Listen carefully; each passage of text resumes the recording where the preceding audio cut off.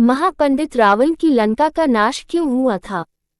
रामायण कथा ने अनुसार रावण महापंडित था। उसे भविष्य, भूत, वर्तमान तीनों काल का ज्ञान था। वह ज्योतिष का प्रखंड विद्वान था। यम, वरुण, कुबेर, शनि, सूर्य आदि को उसने बंदी बना रखा था। सब कुछ होते हुए भी उसे राक्षस योनि से मुक्त होने का साधन चाहिए था, जिस कारण उसने श्री रामचंद्र जी से शत्रुता की। उसे ये भी ज्ञान था कि श्री राम जी विष्णु जी के अवतार हैं। यदि इनके हाथ से मेरा और मेरे वंश का विनाश होगा तो हमें मोक्ष प्राप्त होगा। एक तरह से उसने लंका का विनाश स्वयं कराया।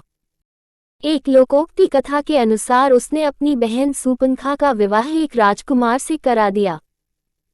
कुछ दिनों बाद समयानुसार सूर्पनखा को एक पुत्र उत्पन्न हुआ। लगभग 10 वर्ष की आयु में ही उसका पुत्र बहुत बड़ा धनुर्धर और वीर हुआ। उनकी वीरता की प्रशंसा सुनकर रावण उसे देखने गया।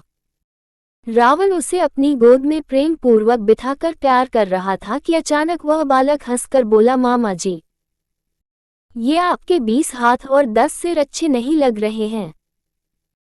कहो तो जो अधिक संख्या में है, अर्थात 18 हाथ और 9 सिर अपनी तलवार से काटकर फेंक दूं, तब 1 सिर और 2 हाथ रह जाएंगे।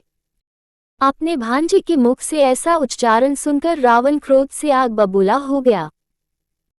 उसने सूर्पनखा के पुत्र को अपनी गोद से उतार दिया और अपने घर चला आया। उधर जब सूर्पनखा अंदर से आई तो रावण को वहां उपस्थित न पाकर अपने पुत्र से पूछने लगी, बेटे, तेरे मामाजी कहाँ गए? तब बालक ने कहा, माता श्री, मामाजी चले गए। सूर्पनखा ने पूछा, क्यों? वह बालक कहने लगा कि मैंने मामा जी से इस प्रकार कहा, बस वे क्रोधित होकर मुझे नीचे फेंककर चले गए।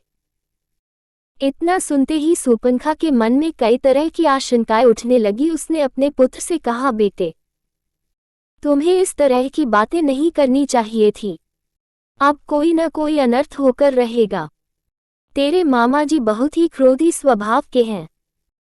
ये कहकर सूर्पनखा चुप हो गई और भविष्य में होने वाले अनर्थ की प्रतीक्षा करने लगी। एक बार उसने मन में विचार किया कि लंका जाकर भाई से क्षमा प्रार्थना करे, किंतु उससे पहले ही एक रात में वह बालक अपने पिता के साथ सोया हुआ था। उसी रात रावण चुपके से आया और अपनी तलवार से पिता पुत्र दोनों को मौत के घाट उतार गया। रावण ने अपनी बहन को विधवा बना दिया और पुत्र का वध करके पुत्रहीन कर दिया।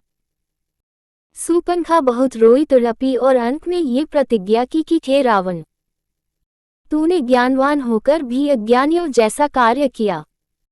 बालक की बुद्धि पर तनिक भी विचार नहीं किया और मुझ अबला को विधवा बना दिया।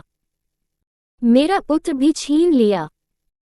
आज मैं प्रतिज्ञा करती हूँ कि मैं लंका की सभी नारियों को जब तक विधवा नहीं बना डालूंगी तब तक चैन से नहीं बैठूंगी। वही हुआ। सूर्पनखा की प्रतिज्ञा पूरी हुई और लंका की सभी नारियां विधवा हो गई, अर्थात लंका के सारे पुरुष रामचंद्र जी के हाथों मारे गए। जय श्री राम।